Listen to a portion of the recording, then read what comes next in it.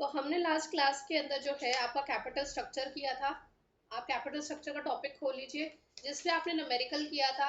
और उस न्यूमेरिकल के अंदर आपको 4-5 चीजें गिवन थी। सबसे पहले आपको earning before interest and tax दिया हुआ था, ठीक है। आपको सबसे पहली चीज बताई गई थी कि आपने टोटल कितना पैसा लगाया है। उस पैसे को जितना आपने लगाया, जैसे 30 लाख रुपया है, उसमें कितना उधार का पैसा है और कितना अपना पैसा है, इक्विटी का पैसा है। सबसे पहले ये चीज आपको गिवन थी, ठीक है। अगर लोन का पैसा है तो कितने रेट ऑफ इंटरेस्ट पे है वो उन्होंने बताया।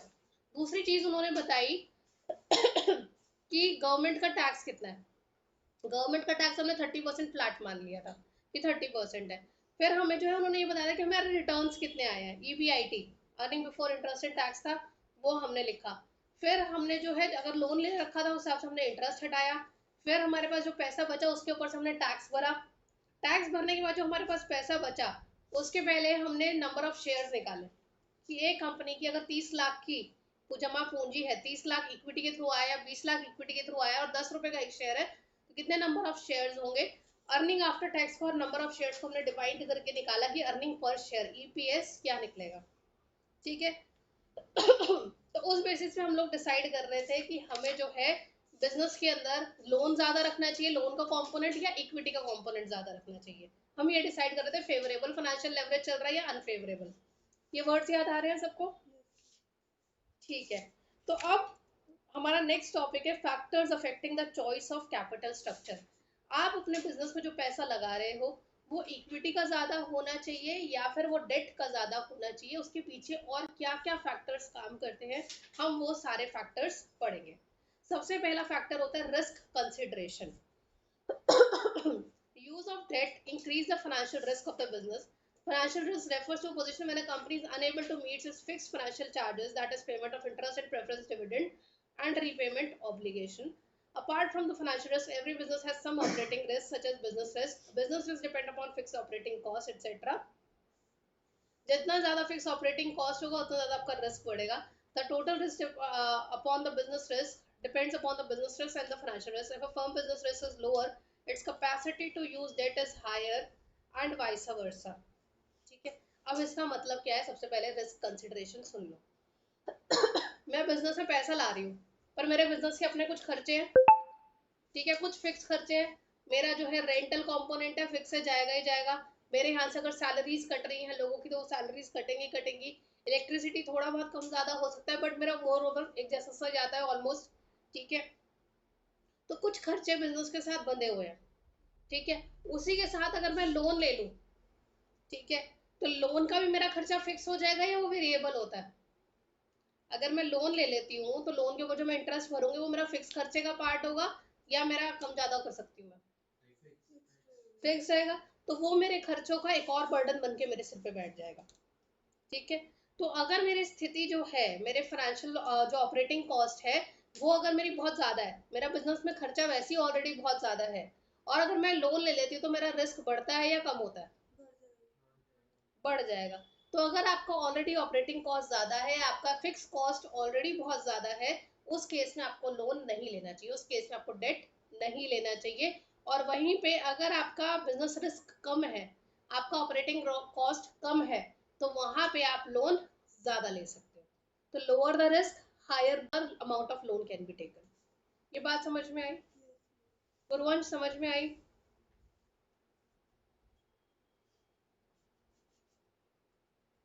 गुरुवंश हो। नेक्स्ट है cost of debt. Cost of debt का मतलब ही क्या होता है, जो आप इंटरेस्ट भर रहे हो, क्योंकि डेट लेने के बदले आप क्या भरते हो, इंटरेस्ट, ठीक है। तो cost of debt means the expected rate of lenders return to the lenders on debt capital for assuming risk. अगर more debt can be used in the capital structure the cost of debt.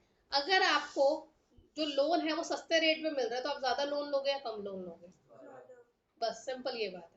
अगर आपका cost of date कम है, अगर आपको 3% 4% पे loan मिल रहा है पूरे साल के, ठीक है, सस्ता लोन मिल रहा है, तो आप लोन ज्यादा रखोगे, ठीक है। फिर आप अपना हिस्सा क्यों बांटोगे, अपने शेयर होल्डर्स क्यों बनाओगे ज्यादा, तब आप लोन से पैसा कर लोगे क्योंकि आप अपना कंट्रोल रखोगे बिजनेस में। देन है टैक्स रेट।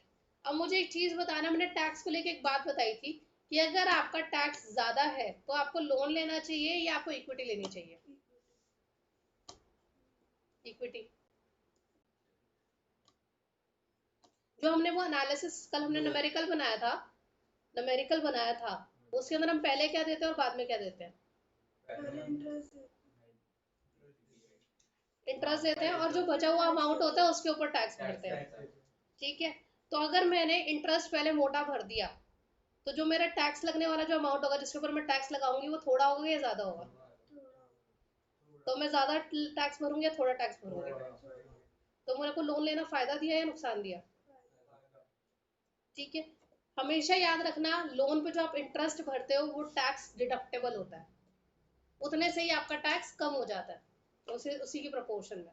तो लोन लेना फायदेमंद चीज है। अगर टैक्स आपका ज्यादा है, सरकार कह रही है हमें ज्यादा टैक्स चाहिए, सरकार किस पे टैक्स लेती है? कमाई पे टैक्स लेती है। ठीक है, अगर आपने कमाई करी और कमाई में से बता दिया सरकार मैंने तो इतना सारा लोन का ही इंटरेस्ट भर दिया, मेरे पास इतना ही बचा है, इसी में से टैक्स ले लो, तो सरकार ज्यादा टैक्स नहीं ले पाएगी आपसे। ठीक है, और वहीं पे बोलोगे नहीं मेरा तो कोई लोन नहीं है, यही मैंने कमाया, तो सरकार के ला आधे पैसे मेरे को दे दे। समझ में आया?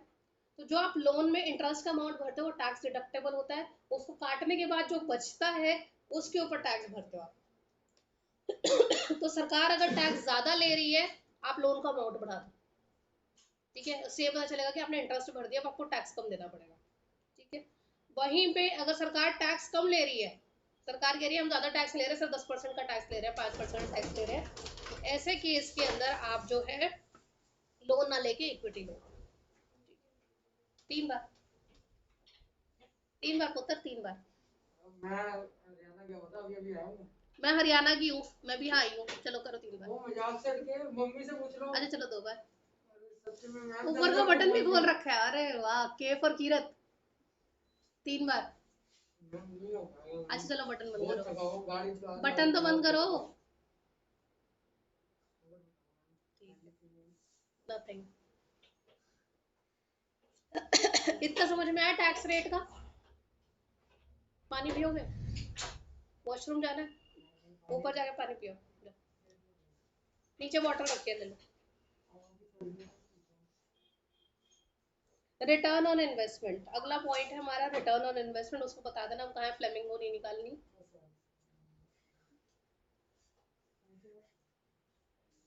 When the return on investment of the company is higher than the rate of interest on the debt, it can use more debt.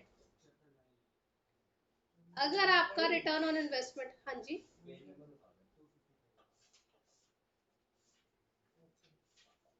अगर आपका रिटर्न ऑन इन्वेस्टमेंट ज्यादा है, रिटर्न ऑन इन्वेस्टमेंट और लिख लो बड़ा बड़ा, कहीं पे भी आपकी बुक में है, EBIT is equal to ROI।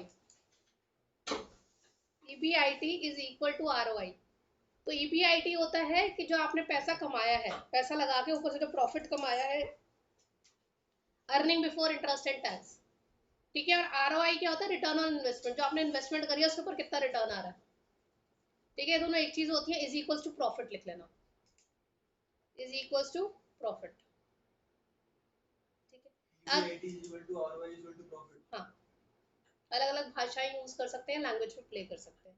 Paper में आपको EBIT भी लिखा हो सकता है, पेपर में ROI भी लिख के दे सकते हैं। दोनों का मतलब एक ही है कि जो आपने बिजनेस में पैसा लगाया था, उस पैसा को लगाने के बाद टोटल जो आपकी कमाई हुई वो आपका रिटर्न ऑन इन्वेस्टमेंट है। अगर आपका EBIT अच्छा है, हमने 6 न्यूमेरिकल करे थे, उसमें 3 में आपको 4 लाख का EBIT था और 3 के अंदर आपको 2 लाख का EBIT था। जो 4 लाख का EBIT वाला केस है, जहाँ पे आपका EBIT या रिटर्न या प्रॉफिट जो था वो अच्छा अमाउंट था, बड़ा था, 2 लाख के कंपेरेटिव 4 लाख का था, उस केस में हमें लोन लेना फायदेमंद था या नुकसान था? उस केस में लोन लेना फायदेमंद था। तो अगर आपकी रिटर्न ऑन इन्वेस्टमेंट ज्यादा है, ROI ज्यादा है, आप उस केस में लोन ज्यादा ले सकते हो, क्योंकि आपकी एबिलिटी है लोन को चुकाने की, इंटरेस्ट भरने की। ये बात समझ में आई? अगर मैं अगर मेरी कमाई है 10%, मैं जितना पैसा लगा रही हूँ मैं 10% कमा रही हूँ, ठीक है, और मेरे को जो लोन का इंटरेस्ट भरना है वो है 5% भरना है या 6% भरना है, तो मेरी कमाई ज्यादा है या मेरा इंटरेस्ट ज्यादा है? मेरा 10% रिटर्न ऑन इन्वेस्टमेंट है, EBIT। ठीक है, और मेरा 6% का रेट ऑफ इंटरेस्ट है। मेरी कमाई 10% की है और मेरा जो मेरे को ब्याज भरना है वो 4% का भरना है। कमाई ज्यादा है तो फिर मैं लोन ज्यादा रखूंगी, क्योंकि मेरी एबिलिटी है लोन को रीपे करने की। ये बात समझ में आई? तो जब आपका रिटर्न ऑन इन्वेस्टमेंट ज्यादा होता है, आप अच्छा प्रॉफिट कमा रहे हो, तो आपकी एबिलिटी है लोन को भरने की, आप ज्यादा लोन लोगे। समझ में आया?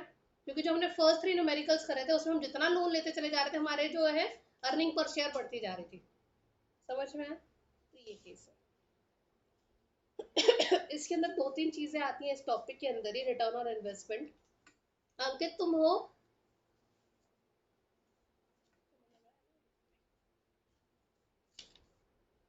अंकित हो? पता नहीं कहाँ है अंकित। करते हो ना स्कूल वाली क्लासेस में, करते हो ना सारे? तुम्हारा कौन सा एमसीएल है? ठीक है। अब सवाल ये आता है, मेरी कमाई बढ़ रही है और मैं लोन बढ़ा लूं, इसमें क्या फायदा है मेरा? कैसे बढ़ेगा? मेरे लोन बढ़ा लो, क्यों? इसके पीछे क्या मुख्य कारण है, एक्सप्लेन करो। क्वेश्चन आ सकता है। सबसे पहले अर्निंग पर शेयर बढ़ी थी उस क्वेश्चन के अंदर। लास्ट में जो हमने निकाला था अर्निंग पर शेयर ईपीएस, पहले 47 था, फिर 93 हुआ, फिर 1 रुपी समथिंग 1.05 हो गया था। तो अर्निंग पर शेयर बढ़ती है ज्यादा लोन बढ़ाने से, सबसे पहले तो ये होता है। क्योंकि शेयर होल्डर कम हो जाएंगे, क्योंकि जब आप लोन बढ़ाओगे तो इक्विटी कम हो जाएगी, इक्विटी कम हो रही है तो शेयर होल्डर कम हो रहे हैं, थोड़े शेयर होल्डर के अंदर प्रॉफिट ज्यादा बढ़ेगा पर पर्सन। तो इसका ये फायदा होता है। बिकॉज ऐसा क्यों होता है कि लोन के ऊपर फिक्स अमाउंट ऑफ इंटरेस्ट होता है, पर इक्विटी के ऊपर आप ज्यादा भी दे सकते हो। तो इक्विटी में बढ़ता रहेगा पर इंटरेस्ट आपका फिक्स ही चलेगा जितना जितना चल रहा है। when EPS will increase when ROI is greater than the interest on debt। आपका अर्निंग पर शेयर तभी बढ़ेगा जब आपकी कमाइयां ज्यादा है और ब्याज कम है। लेनदारी ज्यादा है जब आपको मिलना ज्यादा है और आपको देना कम है, तभी आपका अर्निंग पर शेयर बढ़ेगा। ये बात समझ में आई? कोई यहाँ पे डाउट है तो बताओ। कैश फ्लो पोजीशन, अगर मेरे बिजनेस में हर वक्त कैश रहता है, मेरा बिजनेस में कैश का काम ज्यादा है, हर वक्त कैश बना रहता है बिजनेस में, ऐसे टाइम पे लोन ले सकती हूँ कि नहीं ले सकती? देने की औकात है मेरी। Cost of equity, cost of debt होता है इंटरेस्ट, कॉस्ट ऑफ इक्विटी क्या होता है? डिविडेंड। इक्विटी के बदले क्या देते हो? जिसके पास इक्विटी होती है उसके बदले से क्या मिलता है? डिविडेंड। समझ में आया? कुछ नहीं समझ में आया? अकाउंट्स तुम्हारा पट्टा गुल्ला है, मुझे समझ में आ रहा है तुम्हारा। बच लो, अकाउंट्स लेके डूबती है बच्चों को। डिविडेंड। फिस्कल ले लो, फिस्कल। फिस्कल भी है, सपोर्ट में है, वेब सब्जेक्ट है। सपोर्ट है यार, सपोर्ट है। बच जाओ। It is the rate of dividend on share. Cost of equity जो होता है वो डिविडेंड के जो आप देते हो शेयर्स के ऊपर, उसे कहते हैं। When a company increases debt, the financial risk faced by the equity holders also increases. Consequently, the desired rate of return may increases. Therefore, a company cannot use debt beyond a point. If the debt is used beyond a point, cost of equity may go up sharply and the share price may decrease in spite of increased EPS. Hence, for maximization of shareholder wealth, debt can be used up to a level. अब आपको ये सवाल आ जाएगा, question सुनो क्या है, कि आपका बिजनेस, जैसे हमने फर्स्ट 3 न्यूमेरिकल्स देखे थे, उसमें हम जितना लोन बढ़ाते चले जा रहे थे, उतना ही हमारा जो अर्निंग पर शेयर था वो बढ़ता चला जा रहा था। ठीक है। पर फिर भी हम पूरा का पूरा बिजनेस के अंदर जो पैसा है वो लोन के थ्रू नहीं डालेंगे, कुछ पैसा हम इक्विटी के थ्रू डालेंगे डालेंगे। क्यों? क्योंकि जैसे जैसे हम लोन बढ़ाते चले जाते हैं, जो जो शेयर होल्डर होते हैं उस कंपनी के, उनके ऊपर रिस्क बढ़ता चला जाता है या घटता चला जाता है? मेरी कंपनी में पहले आप सब शेयर होल्डर थे, ठीक है। मैंने क्या करा, इन दो को उड़ा दिया, साइड करा, ठीक है।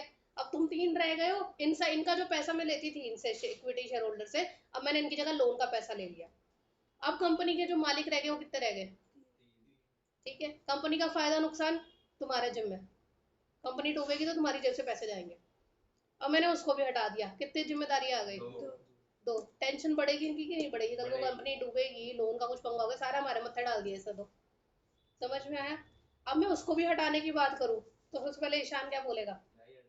मैं भी हट जाता हूँ, राम राम, अपनी कंपनी खुद ही संभालो। तो एक पॉइंट के बियॉन्ड आप लोन नहीं ले सकते हो बिजनेस के अंदर, क्योंकि रिस्क बढ़ता है शेयर होल्डर्स का, क्योंकि शेयर होल्डर के ऊपर सारी जिम्मेदारी आ जाती है। तो एक पॉइंट के बाद आप जो है लोन नहीं लोगे, क्योंकि फिर जो है आपका जो ट्रस्ट होता है, कंपनी की जो गुडविल होती है, उसके ऊपर क्वेश्चन होता है, क्वेश्चन हो जाता है ये कंपनी तो पूरी उधार पे चल रही है, कब डूब जाए पता नहीं। तो एक पॉइंट के बियॉन्ड आप इक्विटी लो, मतलब लोन नहीं लोगे, ये क्वेश्चन आ जाएगा 1 मार्क का। फिर होता है फ्लोटेशन कॉस्ट। हमें इक्विटी शेयर होल्डर्स बेचने के लिए ज्यादा एडवर्टाइजमेंट करनी पड़ती है, लोन के लिए ज्यादा एडवर्टाइजमेंट करनी पड़ती है? शेयर्स के लिए ज्यादा एडवर्टाइजमेंट करनी पड़ती है, ज्यादा प्रोस्पेक्टस छपाने पड़ते हैं, ये सब। अगर मैं ये सब नहीं करना चाहती तो मैं क्या लूंगी? लोन लूंगी। समझ आया? कंट्रोल में अपना कंट्रोल नहीं खोना चाहती तो मैं अपना बिजनेस का कंट्रोल किसी और के हाथ में लोन लूंगी। Flexibility. If a firm uses its debt potential to the fullest it loses the flexibility।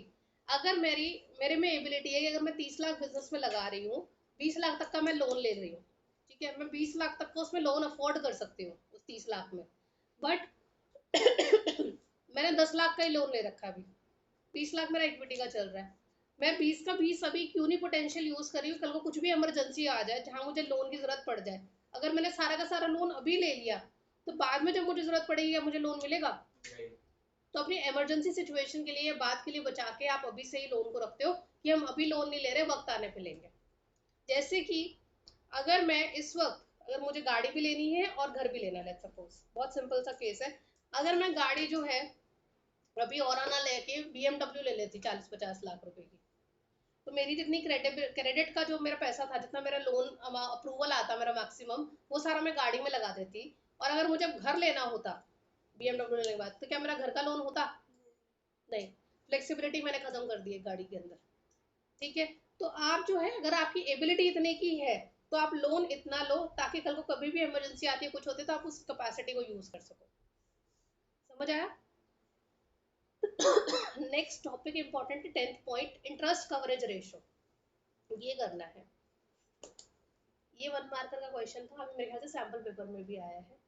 Interest coverage ratio का मतलब है आप कितना प्रॉफिट कमा रहे हो जिसके अंदर आप इंटरेस्ट को मतलब कवर कर सकते हो। इसका मतलब ये है कि अगर मेरा प्रॉफिट है 4 लाख और मेरा इंटरेस्ट है 1 लाख, तो मेरी रेशियो क्या बन रही है? मैं कितनी बार अपना इंटरेस्ट भर सकती हूँ? अगर मेरी कमाई है 4 लाख सालाना और मेरे को इंटरेस्ट भरना है 1 लाख रुपया सालाना, तो मैं कितनी बार अपनी 1 साल की कमाई में कितनी बार इंटरेस्ट भर सकती हूँ? 4 बार। तो ये अच्छी रेशो लग रही है, तो खराब रेशो लग रही है? अच्छी रेशो है। तो ऐसी टाइम पे जब आपकी इंटरेस्ट कवरेज रेशो बहुत बढ़िया चल रही है, 4:1, 2:1, इस तरह ही चल रही है, तो उस टाइम पे आप लोन बढ़ा सकते हो। पर अगर मेरी कमाई 1 लाख है, जो हमारा 6th केस था जो प्रियांशी ने करा था, कंपनी ने कमाया भी 2 लाख और इंटरेस्ट भी भरा 2 लाख, तो इंटरेस्ट कवरेज रेशो क्या आ गई थी? बिल्कुल 1:1 आ गई थी। ठीक है, ऐसी सिचुएशन के अंदर हमें लोन नहीं लेना चाहिए। जितना कमा रहे हैं उतना ही इंटरेस्ट में जा रहा है, तो ये सिचुएशन अच्छी नहीं है, ICR बेकार चल रही है। ठीक है, तो हमेशा कमाई ज्यादा होनी चाहिए और इंटरेस्ट का वैल्यू कम होना चाहिए। समझ आया? DSCR छोड़ देना, स्टॉक मार्केट कंडीशन पे आ रहा है।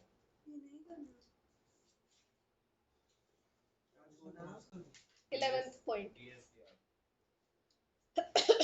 ICR जरूर करना है। स्टॉक मार्केट कंडीशन, जब बुलिश फेज होता है और बेरिश फेज होता है, कौन एक्सप्लेन करेगा बुलिश और बेरिश में फर्क क्या है?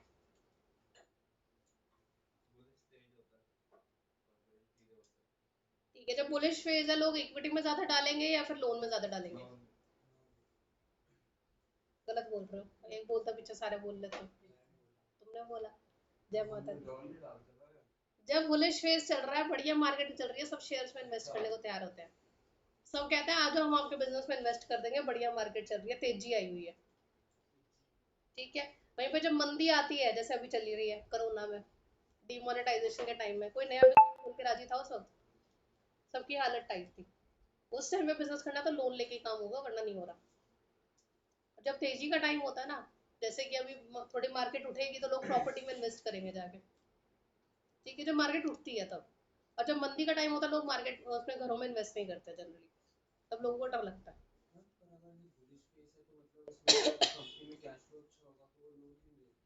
स्टॉक मार्केट कंडीशंस की, ओवरऑल मार्केट कंडीशंस क्या चल रही हैं? बुलिश चल रही हैं। उस वक्त हर कोई अच्छी कमाई कर रहा है, तो उस वक्त लोगों के पास पैसा है और लोग कहते हैं हमें इन्वेस्ट करना है, तो हर कोई आपकी कंपनी में भी इन्वेस्ट करने को तैयार है। उन्हें ये दिख रहा है कि मार्केट बढ़िया चल रही है, आप भी कमाओगे हम भी कमाएंगे। वहीं पे आपका बेरिश फेज चल रहा है, सबको डर लग रहा है पैसा घर में दबा के रखो, पता नहीं कब क्या इमरजेंसी पड़ जाए, उस टाइम पे लोन से काम चलेगा। समझ आ गया? ठीक है। Capital structure of the company, if the business risk of the firm is higher it cannot raise more debt। ये दोबारा से वही वाला फर्स्ट पॉइंट दोबारा दिया हुआ है, इसको छोड़ देना। रेगुलेटरी फ्रेमवर्क पे आ जाना। Every company operates within a regulatory framework provided by the law. For example, public issue of shares and debenture made according to the guidelines of Indian Company Act 2013 and SEBI guidelines. Similarly, raising fund from bank and other financial institutions require fulfillment of other norms. This has bearing on the capital structure decision। कि आपको कुछ rules follow करने होते हैं, company act बने हुए हैं 2013 वगैरह के, उसमें स्पेसिफिकली मेंशन है कि आप इससे ज्यादा जो है इक्विटी का कंपोनेंट नहीं बढ़ा सकते, इससे ज्यादा लोन को कंपोनेंट नहीं बढ़ा सकते, इतना तो आपको, इतना मैक्सिमम आप लोन का कंपोनेंट इतना ही रख सकते हो, तो आपको वो रूल्स फॉलो करने पड़ेंगे। बस ये, भले ही आपकी एबिलिटी हो ज्यादा लोन लेने की, पर रूल ऐसा बना हुआ है कि इससे ज्यादा नहीं ले सकते तो आप नहीं ले सकते। ठीक है, एक बार सारे पॉइंट्स मेमोरेंडम में वो शो करती है। हाँ, और वैसे भी कंपनी एक्ट ऑलरेडी जो सबके कंपनीज के लिए बना हुआ उसमें क्लियरली मेंशन होता है, उसके साथ कंप्लाई करना होता है। केस स्टडी मैं पूछूंगी अभी आपसे, आप फटाफट अपने पॉइंटर्स पढ़ लो, बुक बंद करो तुम। हाँ, पॉइंटर्स पढ़ लो, छोटा सा मिनी टेस्ट होगा, उसकी पनिशमेंट मिलेगी।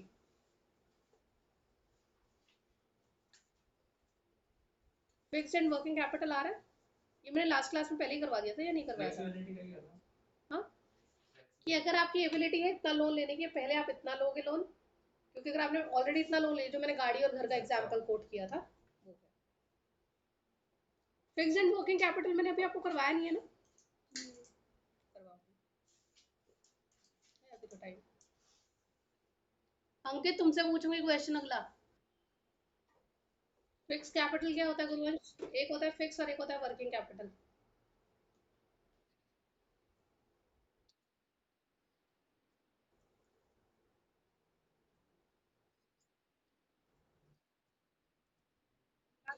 वीडियो में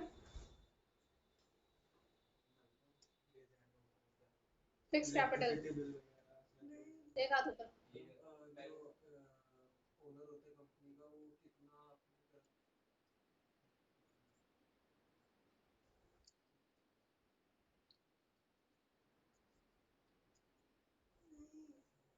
फिक्स कैपिटल होती है, पार्टनर होता है उनकी कैपिटल इक्वल, फिक्स कैपिटल भाई, लैंड बिल्डिंग वगैरह फिक्स कैपिटल होती है। जो लॉन्ग टर्म एसेट में पैसा लगाते हैं उसे फिक्स कैपिटल क्या कहते हैं? पैसे लाते हैं वही तो हो गया ना। जो बिजनेस के अंदर लॉन्ग टर्म चीजों पे आपने पैसा डाला, जैसे मशीनरी ले ली 10 लाख की, 1 करोड़ की जमीन ले ली, ठीक है, तो ये सब चीजें आपकी फिक्स कैपिटल होती है। एडवर्टाइजमेंट में मैंने 5 करोड़ का खर्चा करा शाहरुख खान को बुला के, सालों साल खाऊंगी उसी एड से मैं पैसा, वो भी मेरा फिक्स कैपिटल। ठीक है, तो वो पैसा जो लॉन्ग टर्म एसेट के अंदर गया वो मेरा फिक्स कैपिटल। ठीक है, अब अपने बिजनेस के अंदर मैं फिक्स कैपिटल ज्यादा लगाऊं या कम लगाऊं, इसके बहुत सारे फैक्टर्स होते हैं। ठीक है, सबसे पहला फैक्टर है nature and type of business. एक बिजनेस होता है मैन्युफैक्चरिंग और एक बिजनेस होता है सर्विस का। ठीक है, एक बिजनेस जो है वो आपका शक्ति भोग आटा है, वो बाजार से गेहूं लाते हैं, मशीन में पीसते हैं और आटा बनाते हैं। ठीक है, गेहूं के उनके खेत है या किसानों से उन्होंने टाई अप कर रखे हैं, उनसे वो खेत से वो गेहूं लेते हैं, उसको पीसते हैं फैक्ट्रियों में, फिर वो आगे सप्लाई करते हैं। और वहीं पे एक चक्की है, ठीक है कीरत, उनकी चक्की के ऊपर वो आटा आता है और उसको डायरेक्टली बेचते हैं। इन दोनों में से किसका फिक्स कैपिटल का खर्चा ज्यादा होगा? जो दूसरे वाला, एक मैन्युफैक्चरर है और एक सर्विस प्रोवाइडर है, मैन्युफैक्चरर और ट्रेडर में किसका खर्चा ज्यादा होता है, किसका फिक्स कैपिटल ज्यादा लगा हुआ होता है? मैन्युफैक्चरर का। ठीक है, तो जो मैन्युफैक्चरर होता है उसका टाइप ऑफ बिजनेस, ये नेचर ऑफ बिजनेस होता है मैन्युफैक्चरर एंड ट्रेडर। मैन्युफैक्चरर का फिक्स कैपिटल ज्यादा लगा होगा, उसके पास मशीनें ज्यादा होंगी, उसके पास लैंड ज्यादा बड़ा होगा एज कंपेयर टू ट्रेडर। ये समझ में आया? Scale of operation, lotus circle study centre और आकाश इंस्टीट्यूट, इन दोनों में से फिक्स कैपिटल के ऊपर खर्चा किससे ज्यादा कर रखा होगा? आकाश है। जितना बड़ा बिजनेस, इसको स्केल ऑफ ऑपरेशन कहते हैं, और कौन से टाइप का बिजनेस है, मैन्युफैक्चरिंग है या ट्रेडिंग है, उसे नेचर ऑफ बिजनेस कहते हैं। तो नेचर और स्केल क्लियर रखना। स्केल होता है कितने बड़े साइज का बिजनेस है, जितना बड़ा साइज का बिजनेस होगा उतना ज्यादा उसका फिक्स कैपिटल बढ़ जाएगा। चॉइस ऑफ टेक्निक, एक कंपनी है जिसने ज्यादा लेबर को यूज कर रखा है, एक कंपनी है जिसने ज्यादा मशीनों को यूज कर रखा है। जिसने मशीनों को ज्यादा यूज कर रखा है वो आपका जो है फिक्स कैपिटल ज्यादा लेगा या वर्किंग कैपिटल ज्यादा लेगा? फिक्स कैपिटल ना, मशीन का खर्चा पूछ रही हूँ मैं। देखो तुम्हारी टी शर्ट है, ठीक है, ये मशीन में बन रही है, ठीक है, और वहीं पे 10 लेबर लग के बना रही है। किसके अंदर मेरा फिक्स कैपिटल ज्यादा है और किसके अंदर मेरा वर्किंग कैपिटल ज्यादा है? बस वही बात है, मशीन जहाँ पे ज्यादा है वहां पे फिक्स कैपिटल। तो चॉइस ऑफ टेक्निक है कि आप कैपिटल इंटेंसिव हो या लेबर इंटेंसिव हो। आपने वर्ड सुना होगा, अगर आप कैपिटल इंटेंसिव हो, आपकी कंपनी के अंदर काम मशीनों से ज्यादा होता है, तो आपने फिक्स कैपिटल ज्यादा लगा रखी है कि आपके पास चाहे काम कम हो या ज्यादा हो, आपको तो वो पैसे भरने ही पड़ेंगे मशीन के। वहीं पे काम अगर कम है तो आप लेबर को हटा सकते हो कि नहीं हटा सकते? हटा सकते हो।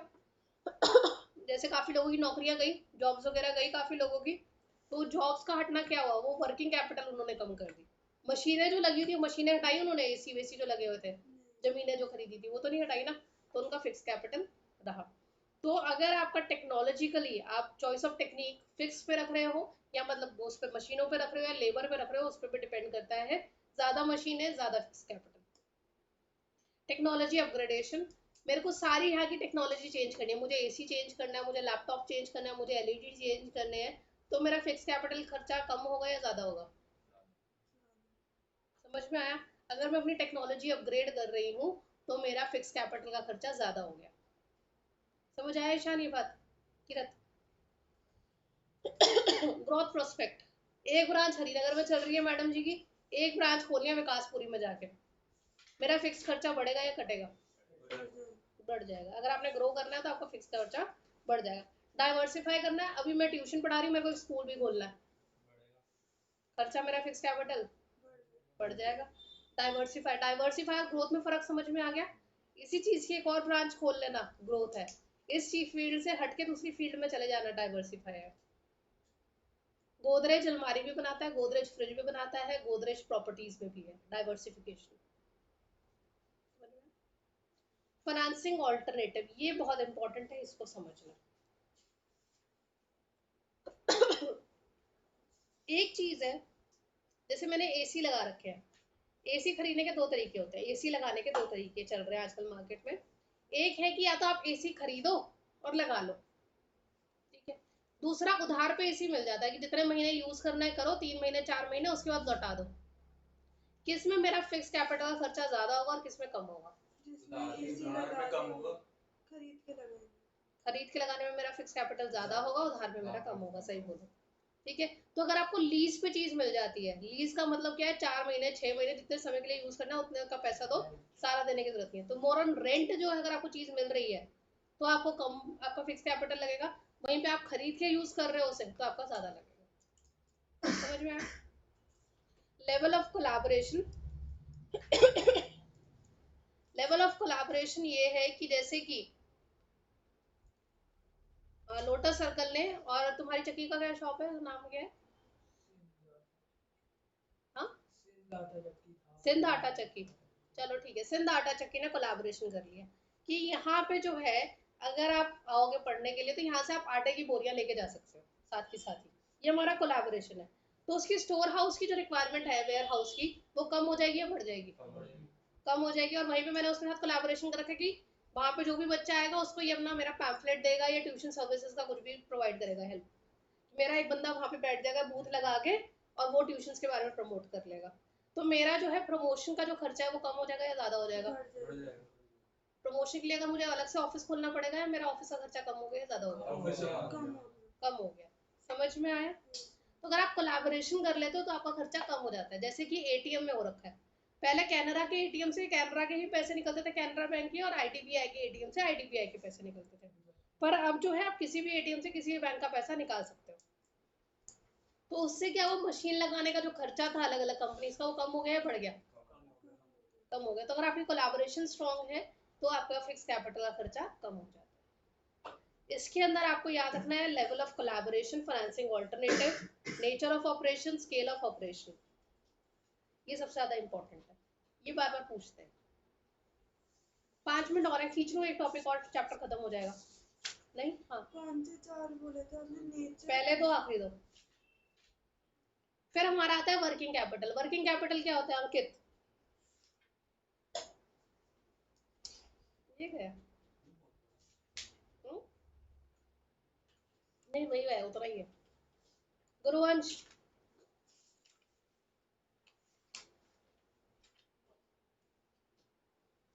गुरुवंश,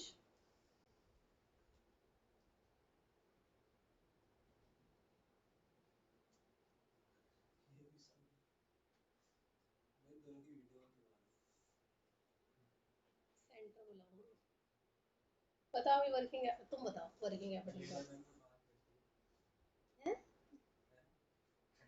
अभी तो फिक्स कैपिटल वर्किंग कैपिटल आपने ये तो बताई थी। क्या वर्किंग कैपिटल क्या बोला? फिक्स कैपिटल आपने बताई मशीन, और वर्किंग कैपिटल जो काम करते हैं लोग। ठीक है, लेबर हो गया, रॉ मटेरियल हो गया, जो आपके day to day cash requirement का काम होता है वो सब हो गया।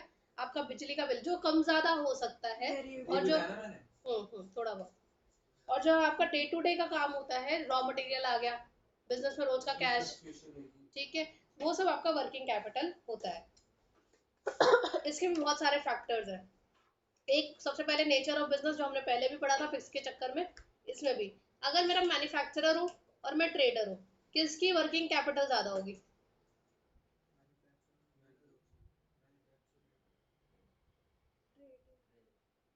डिसाइड कर लो। मैन्युफैक्चरर। वर्किंग कैपिटल तुमने ही बोला ना मशीनें ज्यादा होंगी, मशीनों को चलाने वाले लोग भी ज्यादा होंगे, ठीक है ना। रॉ मटेरियल उस कंपनी में ज्यादा आएगा, रॉ मटेरियल ज्यादा आएगा, ठीक है, रॉ मटेरियल भी ज्यादा आएगा। मैन्युफैक्चरर के पास रॉ मटेरियल ज्यादा होगा, ट्रेडर के पास रॉ मटेरियल ज्यादा होगा। मैन्युफैक्चरर को ज्यादा कैश रिक्वायरमेंट पड़ेगी, ट्रेडर को। तो बिजनेस का टाइप मैन्युफैक्चरर के पास ही ज्यादा, उसके पास फिक्स कैपिटल भी ज्यादा लगती है, उसके पास वर्किंग कैपिटल भी ज्यादा होती है। तुम्हारी दुकान पे कितनी लेबर है? 4 लेबर। एक फैक्ट्री में कितनी लेबर होती होंगी? मिनिमम 10-8 तो होती होंगी।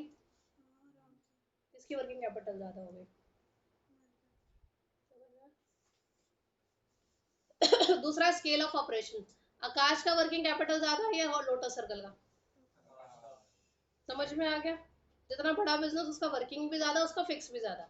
ये ऑपोजिट में नहीं चलते, ये एक साथ चलते हैं, ठीक है। Scale of operation, business cycle. Diwali time में मेरे को वर्किंग कैपिटल ज्यादा चाहिए या श्राद्धों में वर्किंग कैपिटल ज्यादा चाहिए? हाँ, मेरा कब चीजों की डिमांड ज्यादा होगी? दिवाली में। तो मिठाइयाँ बन रही हैं, उसका रॉ मटेरियल ज्यादा आ रहा है। साड़ियाँ सूड़ियाँ बिक रही हैं, उसका रॉ मटेरियल ज्यादा जा रहा है, ठीक है। खाने पीने की चीजें पीछे से उसके ऊपर खर्चा हो रहा है, ज्यादा ज्यादा चीजें बनाने के लिए ज्यादा लोग हायर कर लिए मैंने, ठीक है। तो जब आपका बिजनेस साइकिल बूम पीरियड में होगा, बूम पीरियड मतलब it's going very fine, Diwali Holi types, तो तब आपकी कैपिटल रिक्वायरमेंट ज्यादा होंगी। जब आपका डिप्रेशन में होगा बिजनेस, जो थोड़ा टाइम पहले हुआ था कोरोना स्टाइल में, जो आपका मार्च अप्रैल का जो सेक्शन गया था, उस टाइम पे हर चीज़ की अवेलेबिलिटी भी कम हो गई थी, डिमांड भी कम हो गई थी, तब सबकी नौकरियां भी गई थी, तब जो है आपकी रिक्वायरमेंट भी वर्किंग कैपिटल कम हो गई थी, चीज़ों की प्रोडक्शन रुक गई थी पीछे से। सीजनल फैक्टर, एसी की डिमांड इस सीजन में अब से ज्यादा होगी या कम होगी? एसी वालों का जो वर्किंग कैपिटल है वो ज्यादा रिक्वायर होगा या कम होगा? कम। और हीटर वालों का? Simple business cycle. Production cycle, Lamborghini बनने में कितना टाइम लगता है और मारुति की गाड़ी बनने में कितना टाइम लगता है? 1 महीना 1 दिन, ठीक है। 1 महीना 6 महीने भी लग जाते हैं, जो आपकी लंबोर्गिनीज होती हैं या फिर आपकी जो भी होती है सगे रोल्स रॉयस, इनको बहुत टाइम लगता है, कस्टमाइज होती है, ठीक है। वो हो सकता है 4 महीने में, 3 महीने में, 6 महीने में एक गाड़ी बनती हो कस्टमाइज होके, ठीक है। बट जितने टाइम तक वो गाड़ी नहीं बिक रही है तब तक वो बन रही है, उसको सारा खर्चा कौन उठाएगा? मैन्युफैक्चरर उठाएगा। तो उसकी वर्किंग कैपिटल वहां पे ज्यादा होगी या कम होगी? ज्यादा। वो 6 महीने बाद, 7 महीने बाद उसके पास पैसा आएगा उस गाड़ी का, ठीक है। तो उसकी वर्किंग कैपिटल ज्यादा होगी, उसका रॉ मटेरियल भी अच्छा लगेगा, सब कुछ बेटर बेटर लगेगा। मारुति की गाड़ी है, लेट्स सपोज मारुति 800 हो गई, ठीक है। एक दिन में 30 बनती है, 300 बनती है, कितनी बनती है, और वो भी बिका के बड़ी जल्दी जल्दी बिक भी जाती है, तो उसका वर्किंग कैपिटल जल्दी आता है या मतलब उसका जो पैसे की जो मूवमेंट होती है जल्दी होती है कम धीरे होती है? जल्दी होती तो उसको वर्किंग कैपिटल ज़्यादा चाहिए या कम? कम उसका जितने पैसे की मूवमेंट होगी उसी में काम हो जाएगा, पर रोल्स रॉयस को काफ़ी वेट करना पड़ता है, फिर एक मोटी अमाउंट आती है, फिर वो यूज़ करती है, पर उसके लिए वो इन्वेस्ट भी काफ़ी करता है। तो अगर आपका प्रोडक्शन साइकिल लंबा है तो आपको वर्किंग कैपिटल ज़्यादा चाहिए। प्रोडक्शन साइकिल छोटा है, फटाफट पैसे मूव करके आ रहे हैं, आपके पास चीज़ें बिक रही हैं, तो आपको घर से वर्किंग कैपिटल लाने की इतनी ज़रूरत नहीं है। समझ में आया? क्रेडिट अलाउ, अगर मैं आप सबको क्रेडिट अलाउ कर दूं, ठीक है, पूरा साल पढ़ जाओ, फीस एंड में देना, साल के एंड में मार्च, अगले मार्च आएगा ना 2021 का मार्च, तब फीस देना, तो मुझे अपने घर से पैसा ज्यादा लगाना पड़ेगा या कम? क्रेडिट अलाउ, अगर मैंने सबको क्रेडिट अलाउ कर रखा है, ठीक है, अगर तुम सबको उधार पे पैसा देना शुरू कर दो, उधार पे सामान देना शुरू कर दो, तो ज्यादा पैसा लगाना पड़ेगा बिजनेस में या कम? ज्यादा लगाना पड़ेगा, ठीक है। और वहीं पे मैं कैश का काम रखूं, तो उसी कैश में मेरा काम कब घूम जाएगा सारा का सारा, मुझे घर से पैसा नहीं लाना पड़ेगा, ठीक है। वहीं पे क्रेडिट अवेल, मेरे को अगर क्रेडिट मिल जाता है, ठीक है, मैं बिजनेस चला रही हूँ, मेरे पास वो आया रॉ मटेरियल वाला, जैसे साथ में एक किराने की दुकान है, जैसे तुम्हारे सप्लायर्स आ गए, सप्लायर तुम्हें माल देके चला गया और बोला कि सर मुझे 3 महीने बाद पेमेंट कर देना, तुमने वो माल बेचा, तुम्हारा माल बिक गया, 2 महीने में तुम्हारे पास पेमेंट आ गई, तुमने फिर उसको दी, ऐसे में तुम्हें वर्किंग कैपिटल ज्यादा चाहिए या कम? कम। जहां तुम्हें उधार देना पड़ रहा है वहां तुम्हारी वर्किंग कैपिटल ज्यादा लगेगी, और जहां तुम्हें उधार मिल रहा है, तुम्हें उस टाइप इंस्टेंट कैश की रिक्वायरमेंट नहीं है, तो वहां पे आपका जो है वर्किंग कैपिटल कम लगेगी। अंकित समझ में आ रहा है गुरुवंश?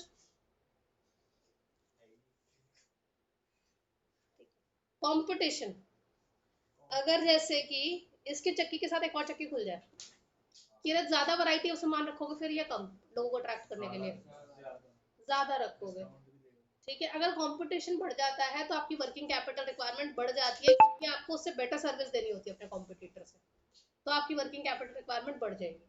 वहीं पे अगर कोई कंपटीशन या गली के बेताज बादशाह, जैसे अपना राजू जनरल स्टोर या अजयगर, ठीक है, थोड़े माल में भी उसका काम चलेगा कि नहीं चलेगा? चलेगा।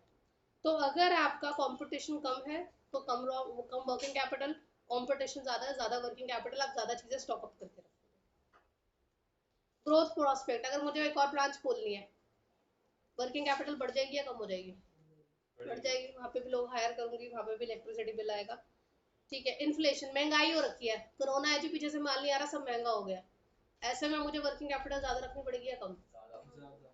हर चीज के रेट बढ़ जाएंगे, जो चीज पहले मुझे 200 रुपए की मिल रही थी, अब मेरा सप्लायर मुझे 300 रुपए की, 250 रुपए की देके जा रहा है, सारी चीजें मेरे को महंगी पड़ रही है, तो मेरे को वर्किंग कैपिटल ज्यादा लगानी पड़ेगी। इन्फ्लेशन बहुत बार आता है पेपर में। ये एक बोर्ड है, ऑपरेटिंग एफिशिएंसी समझा रही हूँ, इस बोर्ड को अगर मैं सर्कल में इसमें से डिजाइन निकालूं तो 4 डिजाइन निकल सकते हैं, पर मैं इतनी वेली हूँ कि मैं एक सर्कल सेंटर से यहाँ निकालती हूँ और एक सर्कल सेंटर से यहाँ निकालती हूँ, सिर्फ 2 निकालती हूँ। ऐसे में मेरे को रॉ मटेरियल ज्यादा चाहिए या कम? ज्यादा रॉ मटेरियल चाहिए तो मेरी वर्किंग कैपिटल ज्यादा लगेगी। वहीं पे मैं एफिशिएंट हूँ, 4 सर्कल पूरे निकाल सकती हूँ, 4 के भी 5वां भी निकाल देती हूँ, ऐसे में मेरे को रॉ मटेरियल ज्यादा चाहिए होगा या कम? और मेरी वर्किंग कैपिटल क्या हो जाएगी? ऑपरेटिंग एफिशिएंसी भी समझ लेना। यहाँ तक क्लियर है? एक टॉप टिप करके कॉन्सेप्ट ऑफ ऑपरेटिंग साइकिल होगा, ये बना हुआ है सबकी बुक में? एनसीईआरटी में है नहीं है? दिखाओ बुक, मैं देख के बताती हूँ, लास्ट चाहिए इसके बाद कुछ नहीं।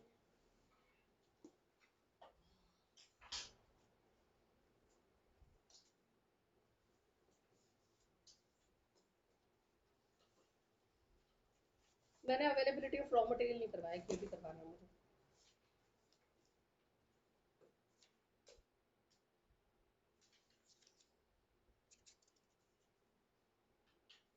ऑपरेटिंग साइकिल नहीं है, ठीक है, रहने देती हूँ। एक और है अवेलेबिलिटी ऑफ रॉ मटेरियल, ठीक है। मेरा काम ऐसा है कि रॉ मटेरियल अड़ोस पड़ोस से ही 1 किलोमीटर 10 किलोमीटर के दायरे में आराम से आ जाता है, मुझे जब चाहिए होता है मेरा रॉ मटेरियल मुझसे पहुंच जाता है। एक सिचुएशन है, मेरा रॉ मटेरियल आता है जम्मू कश्मीर से, ठीक है, किसमें मेरी वर्किंग कैपिटल ज्यादा लगेगी? जम्मू कश्मीर, जहाँ दूर से सामान आ रहा है, आप एक साथ खूब सारा माल मंगाते हो, फिर आगे पता नहीं क्या हो जाए क्या नहीं, ठीक ठीक है, टाइम में कुछ बीच में डिले हो जाए, लॉकडाउन ना लग जाए, कुछ ना हो जाए, पहले ही खूब सारा माल मंगा के रख लेते हो। और वही मुझे पता है छाती पे मेरी दूसरी दुकान पड़ी है, वहां से मंगाऊंगी, आ जाएगा फटाफट। तो आप ज्यादा इन्वेस्ट करोगे, ज्यादा एक साथ भर भर के रखोगे, कम रखोगे। समझ में आया? तो जब आपको रॉ मटेरियल अवेलेबल, जैसे ही कोरोना स्टार्ट हुआ था, लोगों को क्या लगा था सबसे पहले, क्या उन्होंने पाइल अप करा था घर में?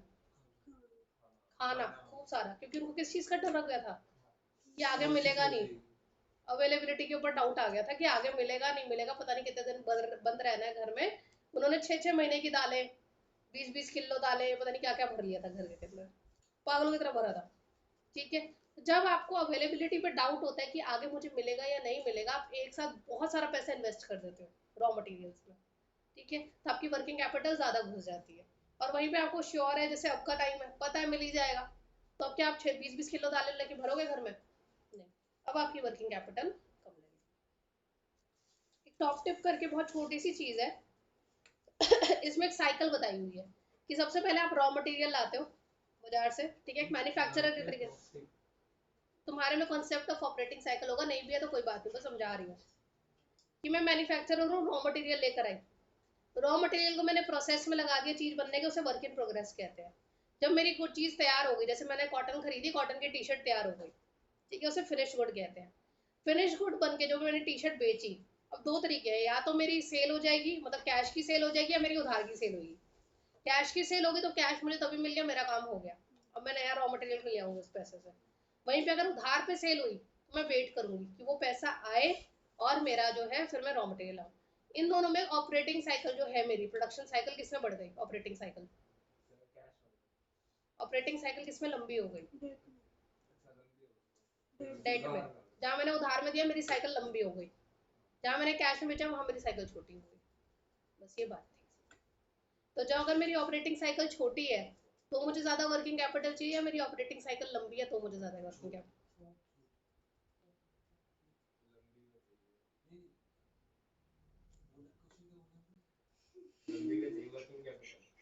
दो दिन में आधा छोड़ते हैं भाई, पैसे लूंगी अगली बार 10-10 रुपए गलत आंसर के, मैं बहुत पैसा कमाने वाली हूँ इस बात से। आपकी वर्किंग कैपिटल किस में ज्यादा लगेगी, घर से पैसा किस में ज्यादा लगेगा? अगर आपकी ऑपरेटिंग साइकिल छोटी है या ऑपरेटिंग साइकिल लंबी है? लंबी वाली ज्यादा पैसा लगेगा। पहले क्यों बकवास कर रहे थे सारे? मैं तो लंबी कुछ बोला ही छोटी किसने बोला था? छोटी किसने बोला? ठीक है, क्लास ओवर, नेक्स्ट क्लास में से क्वेश्चंस करेंगे। बाय।